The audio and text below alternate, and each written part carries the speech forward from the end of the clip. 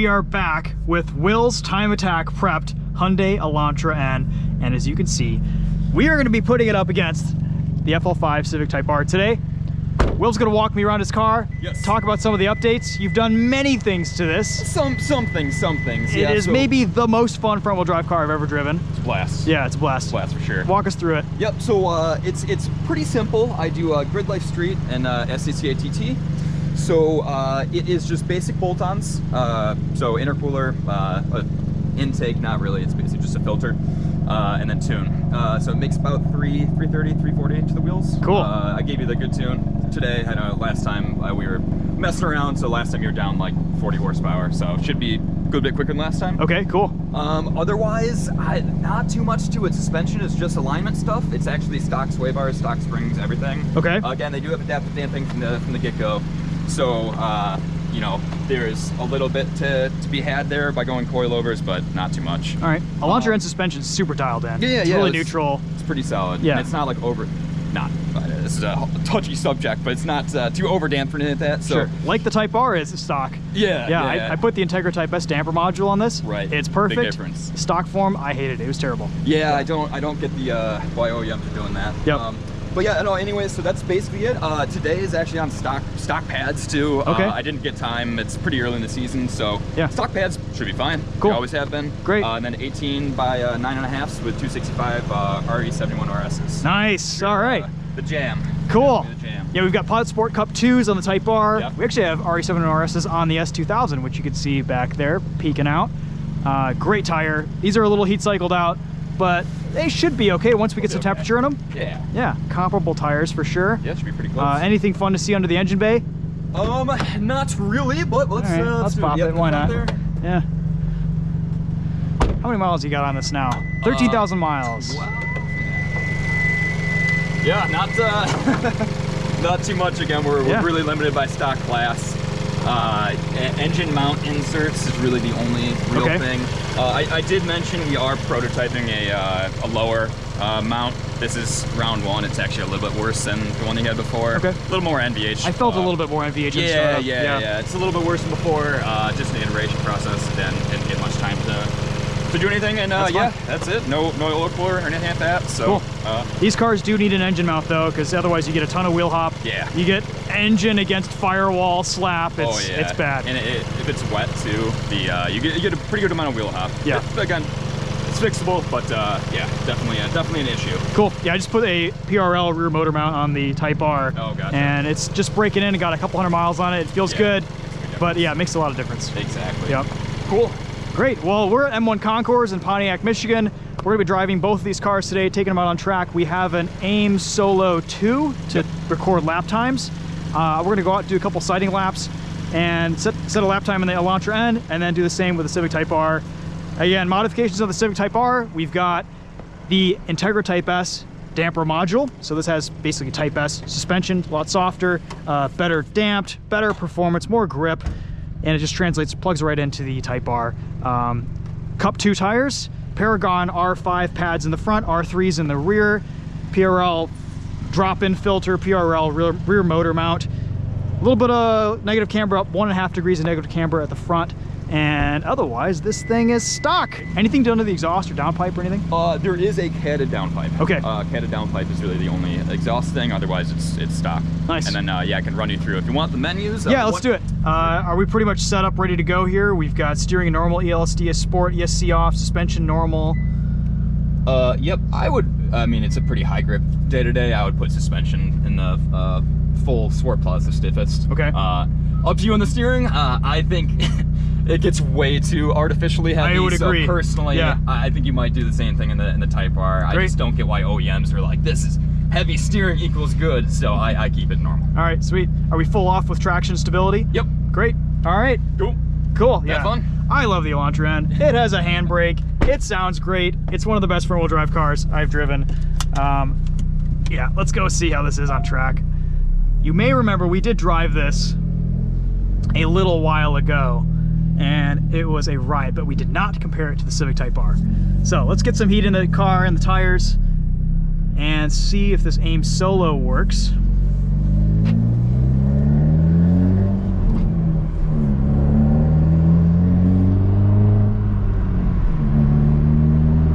modifications that Will has done here to this Elantra N are a huge improvement over the standard Elantra N, and it's not much. It doesn't take much. A few bushings to improve shift feel. I mean, this shifter in factory form is a little bit sloppy, a little bit rubbery. With a couple bushings, it just feels fantastic. Can already feel a little bit of lift off oversteer. Turn it in. We've got our engine oil temp right here on the dash, so we can keep track of that. Tire pressures, 30 PSI all around. That's where these RE71RSs are happiest. And we've tracked this on stock pads before. It's done great. A little bit of hesitation there. Tuner car things. We've got rev match engaged.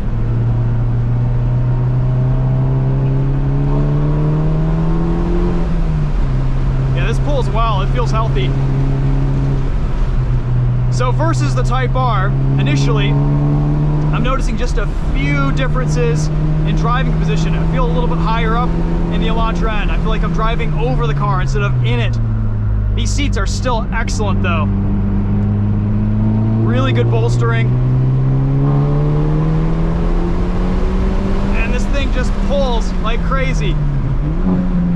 Rev matching is still very good.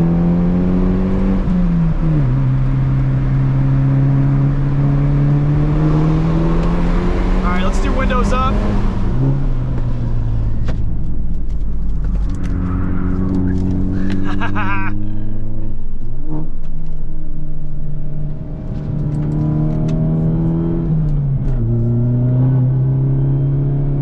Let's see if this lap time registers.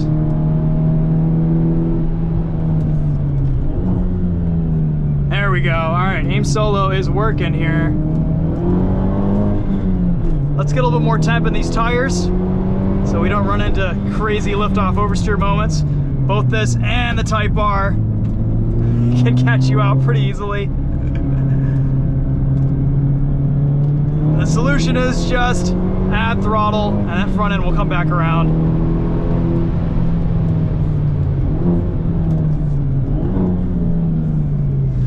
Oh, I love the steering in this car.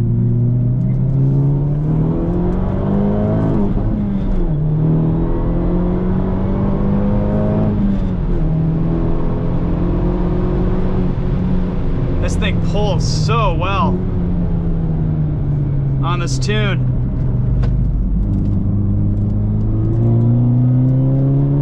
Alright, we should be up to temp. Already feeling pretty fast. Flying lap.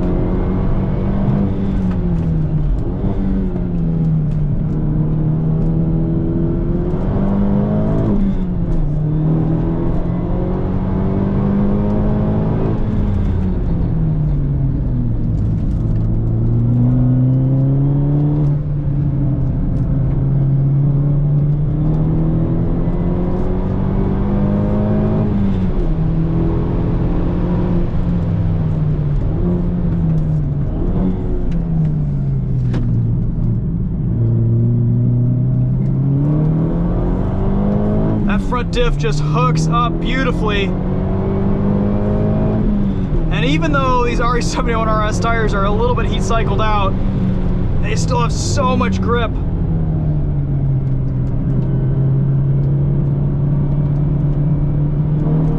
All right, let's start leaning on this car a little bit.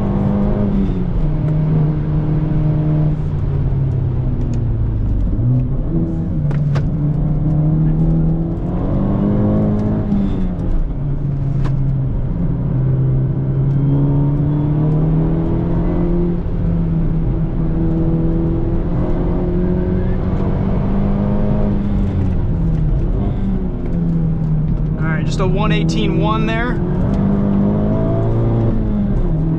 We'll do one more hot lap. Stock brakes don't really hold a candle to the Paragon pads on the Type R, but stock for stock, the Elantra N brakes do last a little bit longer.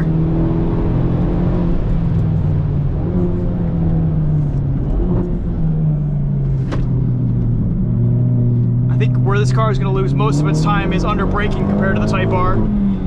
This is not a stock-to-stock comparison today. We've got modifications on both cars.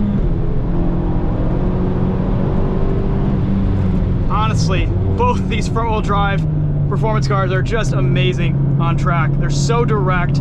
It's really hard to do better for the money.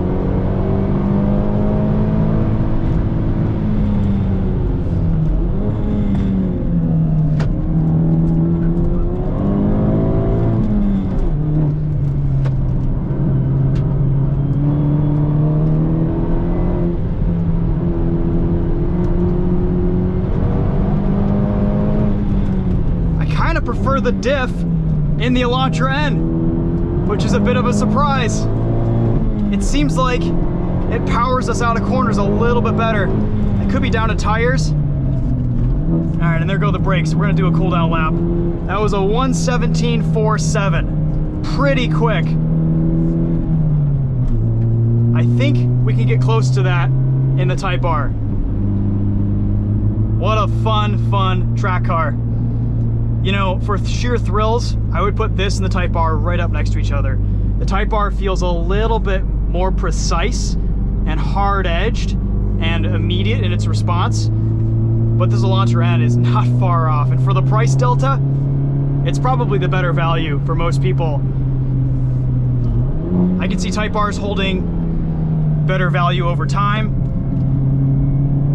but gosh, two of the best front-wheel drive cars I have ever driven. Right here from Hyundai and Honda. All right, let's get in the Type R. We'll get a couple warm-up laps in that. They are closer and more similar than I thought. I thought Will's car was gonna kind of blow my Type R out of the water, but honestly, with some of the recent mods I've done to mine, it feels pretty good. I'm very happy with it.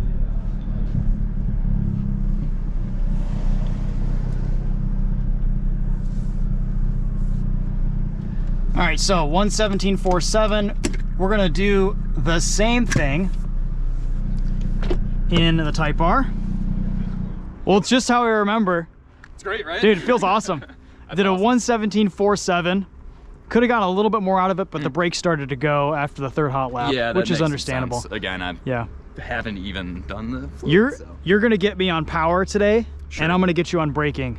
Makes So they might be pretty close. Interesting. Yeah, they might be pretty close, but man, Awesome. they both feel fantastic. Like these two cars, you set yours up so well. Yeah. You haven't done a whole lot to it. I haven't done a whole lot to it. You can't go wrong with these two cars, right? No, like you can't. And they'll do it all day too. Yeah. And you'll go back with like AC and like nice stuff and put everything in the back too. Sure. Like a full day's worth. I camp out of that. Like, I don't know. You can't beat them. I've always been really impressed with the Elantra N's stock cooling capacity with brakes, with engine temps. I mean, I got up to like 263, and then it just came straight down. Yeah, right. Yeah. And we're 80 wheel horsepower over stock or so. Yeah. I mean, like true. I mean, if you have a stock car, you don't need anything. Sure. Well, I mean, you just run it all day, like, and it's fine. So, and this is with like thin oil too. It's for winter. I think I prefer the diff in the Elantra N. So that's interesting. So you might know this, and if I don't. So do these have a ELSD now? The actual like legitimate like clutch type like. I think like it's the electronic. I think it's a helical. Yeah, that's what I thought as well. That's what Yeah. I thought as well. I actually got corrected on that a while ago, so it makes some sense.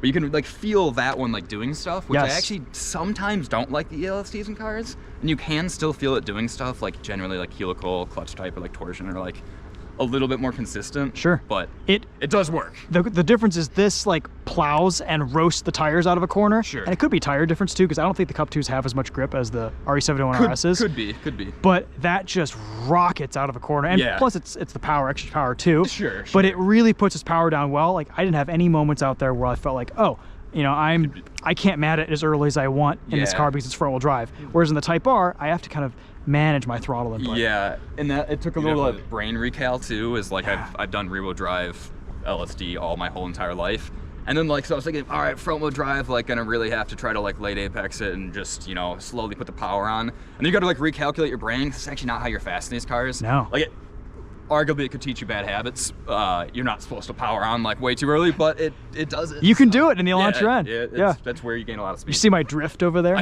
Yeah, that was awesome. It'll get sideways, like it does. Yeah, the Type R too, like there's full opposite lock in some corners with cold tires. It's the best, man. Honestly, front wheel drive cars that rotate, like there's something to be said for it. Like I thought I was gonna miss a lot going to front wheel drive. It's the same thing. You're still driving with a throttle, right? Yeah. You're genuinely steering with a throttle. If anything, I'm more sideways in front wheel drive than I am in rear wheel drive today. Yeah, I believe it. All right, Type R. I'm just gonna keep this on the windshield and hopefully it'll register. Yeah, it should. And, yeah, 100%. Yeah, cool. I love how the fans are still running in the Elantra N to keep that car cool.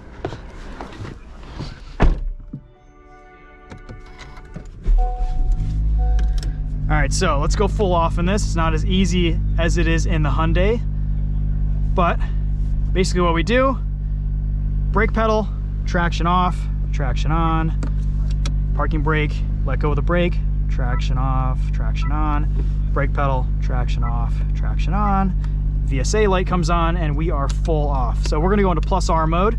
That's full stiff, full hardcore, and see what this thing can do.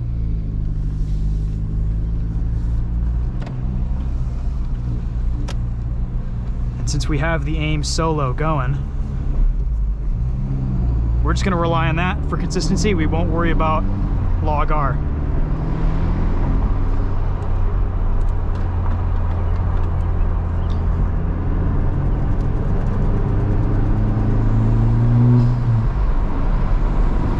All right, so differences immediately. Type R definitely feels like a higher quality item, but you know what? The driving experience between the two is so similar. Even the shifter in the Elantra N is really, really good.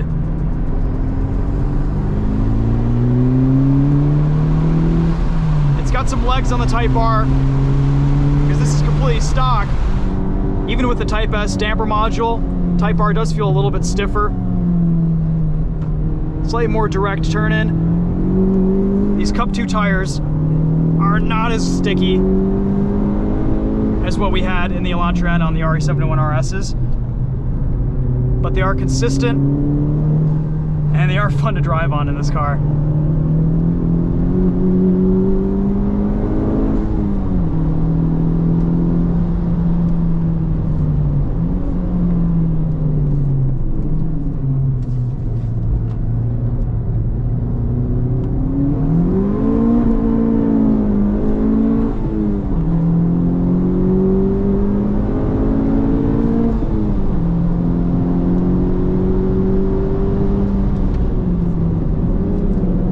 Brakes are just bonkers.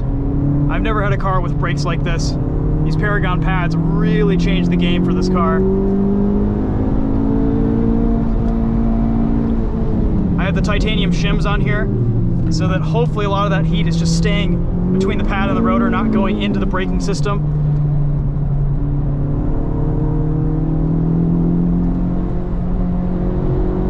All right, let's set a hot lap here. What are we at?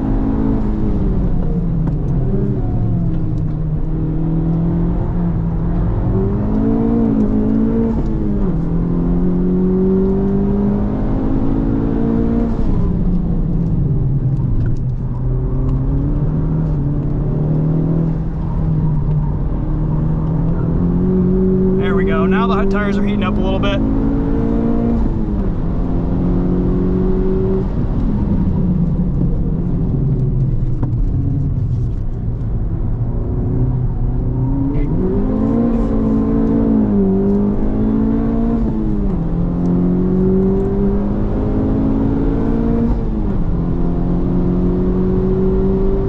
Type R staying nice and cool.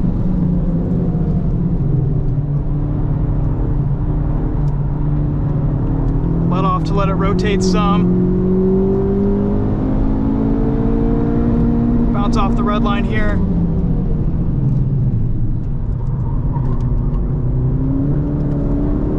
Let it utilize the torque. This is a double apex.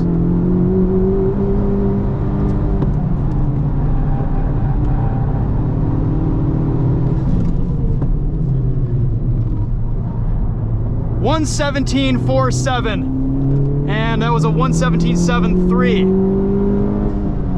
All right. I think I could shave a little bit more off. Interesting thing, usually by about now, I would have a brake system light on in the Type R. Not the case, because of those titanium shims from Paragon. It's keeping a lot of that heat out of the brake lines, which is just awesome. All right, this lap was a bit of a throwaway. Let's get back at it here.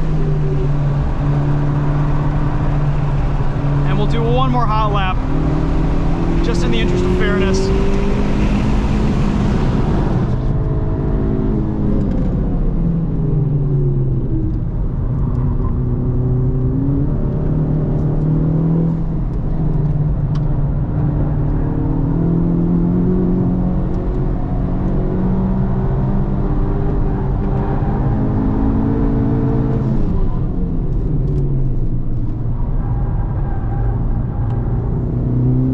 More turbo lag here in the Type R too.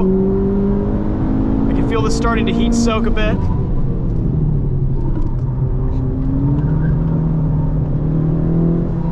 Tons of feedback though. I just love the way this car chatters away at you.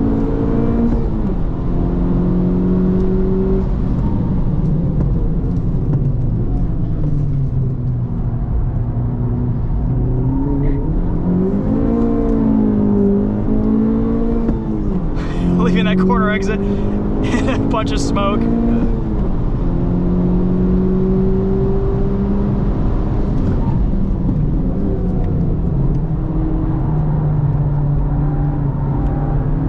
Back on power here, using all the track. We'll shift into fourth here just to get it a little bit higher speed on that. Gonna use third and power on early here.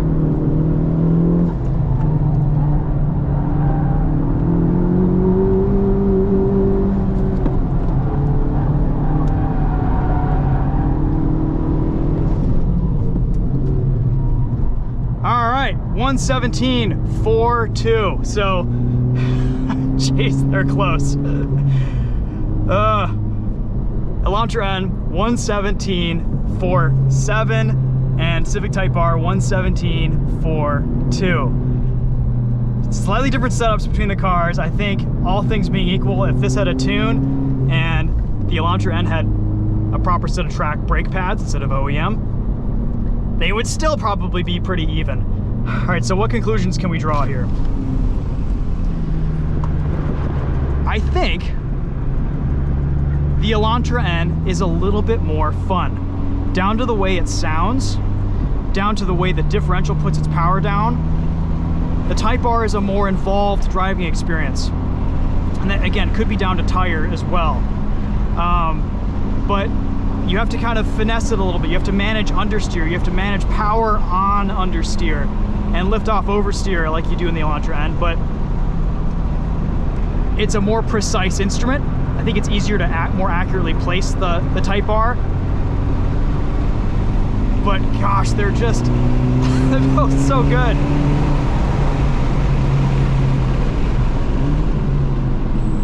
If the Elantra N is more fun, the Type R in some ways feels more impressive.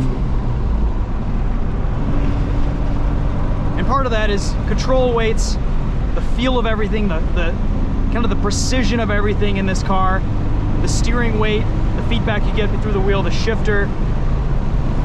I didn't think these cars would be as close as they are. Honestly, despite being front-wheel drive, these are two of my favorite track cars I've ever driven. They're just so good. They communicate to you so well at a level that you really don't get until you get into Porsches and a much, much higher price point than what these cars cost. Civic Type Rs, you're starting to be able to get them at MSRP, maybe a little bit below for a used one, depending on miles and willingness to sell. Elantra N, definitely the more budget-minded choice. Split the difference between the two and you can have a fully tracked built Elantra N for the cost of a Type R. And at that point, it just comes down to personal preference. What do you want? What do you like? I think Hyundai really knocked it out of the park with the Elantra N, and Honda dropped the ball on a few things with the Type R. They didn't make it sound particularly good. They kind of messed up the suspension to make room for the Integra Type S. They overdamped it. Hyundai got a lot right from the factory with the Elantra N, and I think that is something to be appreciated in this test. That said though, just a few mods to both of these cars and you have an amazing driving experience. We had planned to have both cars on the same tire today, but I texted Will at like 7 o'clock last night and he scrambled to get his Elantra N ready for today. So it didn't actually work out that we were on both Cup 2s, but that's okay. I am happy with the way this went. So close. And most of the gains, were in braking. Like I was pushing the brakes in this hard, and I was trying to like not crash your car. Well, I don't. That would have been fine. I just wanted a good battle. I was gonna say if you could push it further, go for it. No, it's great. I wish I swapped in the track pads when hindsight's 20. If you did, you would have had me by like at least half a second, I think. Possibly. Yeah. I will say the ABS is caled well for the stock pads in that car. Is it? Okay. Yeah. So I actually found that going to track pads, while it gained me session time before fade, it didn't seem to gain me any distance as far as braking goes. Okay. Yep. All right. That's only a Gingerman though. Okay. Which I mean, I would say is not that hard on brakes, I guess. Yeah. There's a lot of braking zones here. Yeah. It's one after the other. Sure. But yeah, it's cool to drive both back to back. Yeah. They feel shockingly similar. So that was going to be the next question: is how if they feel close together or they feel far apart. Turn in is, I mean, like we said, Elantra N pulls out of a corner better. That's partially tune. That's partially diff. And the tires here just don't quite have the traction of the RE71 RSs. Sure. The brakes are insane. The Elantra N sounds good. That suspension is so dialed in. It's pretty good for stock. It's really perfect. Like you can turn on throttle in that car. Yeah. You can't, in a way that you can't do with the Type R. So, well, from that, do you know if this does any kind of brake-based turning? Because that does not. I turned everything off. Okay. So I completely disabled everything. It saves the brakes, and it also, I think, is a little bit faster in my experience. I found that the brake torque vectoring at the rear axle, yes, it gets you rotated around the corner, but it kind of drags the pads for too long and slows you down out of the corner. Sure. So makes some sense. Yeah, I found that maybe I'm about half a second faster with everything off in this. Gotcha. How much did you pay for the Elantra N? It was $31.75 or something like that. I paid a little bit under MSRP. Okay. Yep. Wow. And you probably have like total mods. Probably I would say $3,000 in engine mods. Okay. Maybe a little bit less than that. Wheels, Tune, tires, downpipe. Yeah, we'll say 37 or say is probably what it is at right now. 37 or 38. You can't beat the value of that. It's a good value. Yeah, that's amazing. You can make an argument for the GR86, but it still needs mods. It still needs mods, right? yeah. So, I mean, both the Type R and the Elantra N are way more capable out of the box than a GR86 on track. Any reliability gotchas? Any oiling issues with these? The oil pressure seems solid the whole time. No. So there's been traces online. There's no oiling issues with these. That's great. The reliability concerns. Mine's been obviously bulletproof. We did mention last time the only thing that has struck me, and this has happened to a couple other people, is the intercooler hot pipe basically. So coming off the intercooler, it only happens in manual cars. So I believe that it's the engine shifting a lot, but that can get loose basically and create a boost leak. That's really the only thing reliability wise that has struck in this car. Otherwise it's been pretty. The tune felt great. I had one stutter in the beginning and then it was just solid. Yeah, and I will say we're still kind of iterating on it, but 6 Element does a really good job. And cool. And they get our feedback too. They're like, if anything does not work, that's the idea, is we're trying to break things. Sure. If anything doesn't work, then we need to know. Yep. So. No, man, it just feels awesome. That's awesome. I mean, for the money, you can't fault this car. You really can't. If you're trying to get out there and learn and just get seat time and just have blast, I don't think for the money wise there's anything better. There's better cars, and I don't know if I mentioned, but I will eventually. I'll probably have 1 or 2 seasons more with this, but CT4V Blackwing is the natural progression. Yep. For that, but same philosophy. You can take it out of the box, track it all day long. Same exact philosophy. I was actually telling him as well. This has no lift shift. I don't know if you were doing that. I thought it might. It does. Okay. And to be fair, I probably left a little bit on the table in the Elantra N because not my car. You know, I don't want to crash or break anything. So, you know, I would say they're pretty darn even, all things considered, with the difference in mods and everything. Sure. You could swap, tune that, race pads on this. Yeah. Who knows, right? And then different track, it might be a little bit different. And I was really pushing at the end in the Type R. I wanted to get everything out of it as I could. They were so close. Yeah, exactly. You got to have a good run. So you got another couple cool things back here. You've got the rear vents for climate.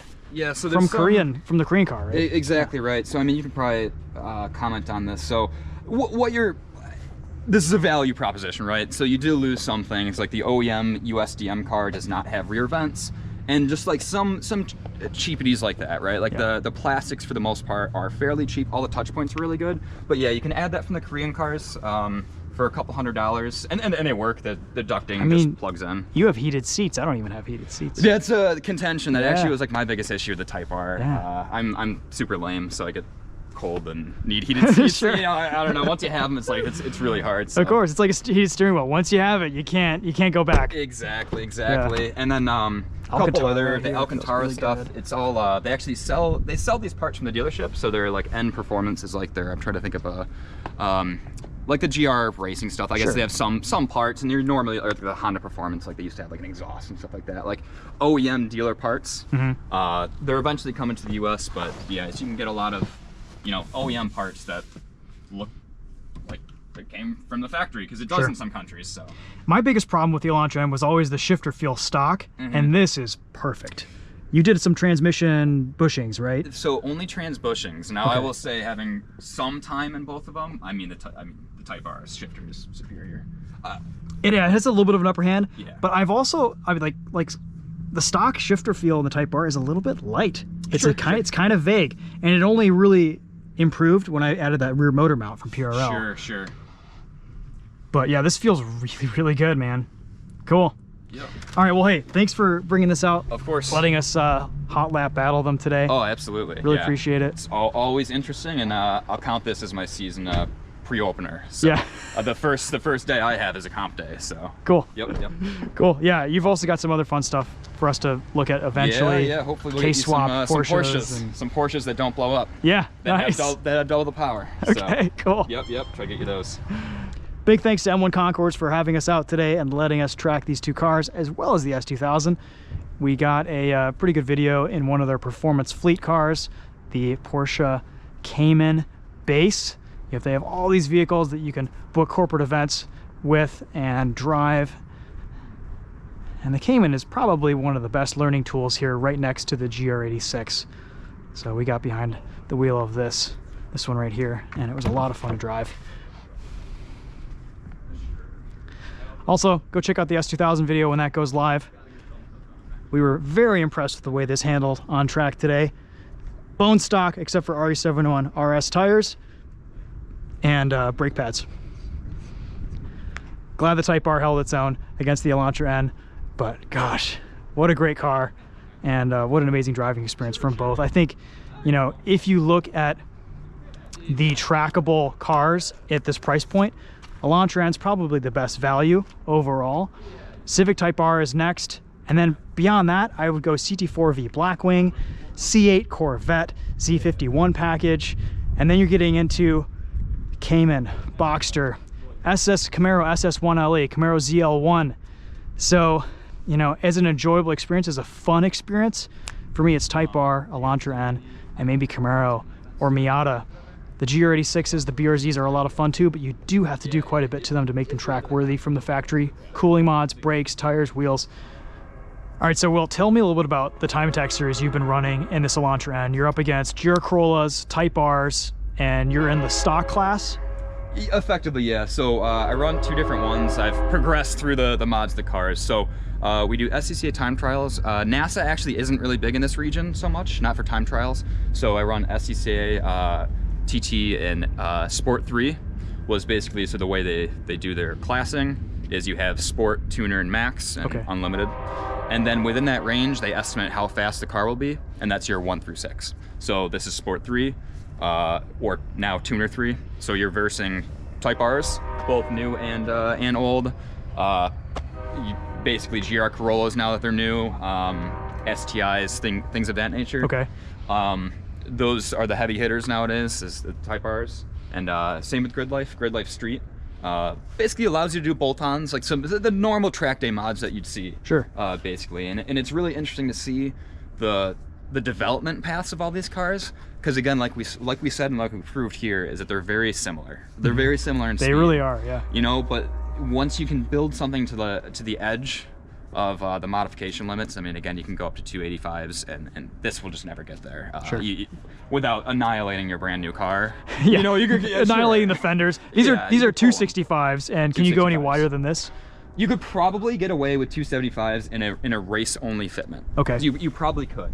Are you running? You're probably running about a couple degrees of negative camber here too. Yep. So it's negative 3.2. A lot of your comments with this. So it's negative 3.2 in the front, negative 2.8 or so in the rear. Cool. Again, McPherson strut, not fancy McPherson strut like Sure. that Type R, but just normal McPherson strut. Yep. And you're really, you could probably get away with a wider wheel if you went with coilovers. You are balancing how close you are to the fender and how close you are to the shock body. Yep. So that's the deal. But like you said, you do not have to do that for the Type R. Yeah. Throw on 285s with 10-inch wide wheels. So that's where you get a lot of the That's crazy. speed. Yeah. So. Wow. All right. Yep. Yeah, I mean, today we have a very comparable tire size, 265, 35 R18s. Here, 265, 30 R19s on the Type R. Yep. Just different compounds. And honestly, like, compound is probably the biggest thing. Oh, yeah. As we've seen. I mean, the S2000's on 205s, square setup, exactly. and it grips like crazy. Yep. So, really, that's the biggest difference. But yeah, when you're chasing tenths, We're talking tenths, and hundredths and thousandths, width does matter. So, exactly. Yeah, especially if you can put it on a big wide wheel and you don't have to worry about clearance, and it's great. Well, and that's the thing too about the wide wheel philosophy as well, is you can reduce the only people don't seem to understand the whole wheel width thing. So you're not actually gaining more contact area with wider wheels and tires. Sure.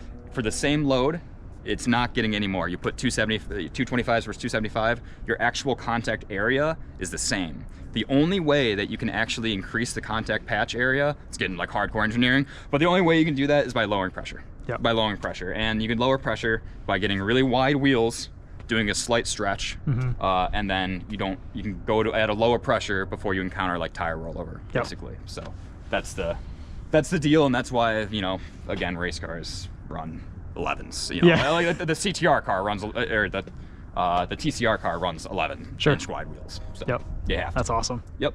So yeah, those are two racing series this does pretty well at, and this is pretty much maxed out in your class right now. Effectively pretty maxed out. Okay. Grid Life, I'm trying to balance it too. I wish there was a little bit more, I guess, cross compatibility. You can actually do turbo upgrades in Grid Life Street, which is kind of controversial because it kind of loses the essence of what I think the class should be. Sure. Yeah, you say they're in the like 504 horsepower Evos there's out there. There's like 450 wheel Evos that are they're just literally too fast. They win every single event. Gears and Gasoline had a video where that's right. Ben basically demodded his car because he realized that he was breaking the class. Yeah. But that's racing, right? I mean, that's right. People are going to try to get faster. Yep. So that's the deal. Interesting. Yep. How have you done in this? Pretty good. So I'm trying to think, I think I podiumed every event that I've been in this. I reset the S3 record like 2 times or so. Wow, cool. So it's fast. Again, at Gingerman, it's doing like 141s. It has sub 40s in it. Wow. Just always had some problems, or it's been like 90+ degrees. Grid Life still same deal, does pretty good. They used to class Grid Life cars by drivetrain, and they don't do that anymore. So it's all a smorgasbord. So you'll see in the different classes, there's outliers. Evos, STIs, they take street class away by miles. Yep. So yeah, it does pretty well. That's quick. That's really quick. Yeah, some improvement on the driver's side, but yep. Short track today, you on Gingerman, you definitely have an advantage with power relative to Type R. Sure. Yep. But you can tune those too. Yeah, you can. That's right. That's the deal. They can make crazy power. Yep. Exactly. Mm-hmm. So so much fun.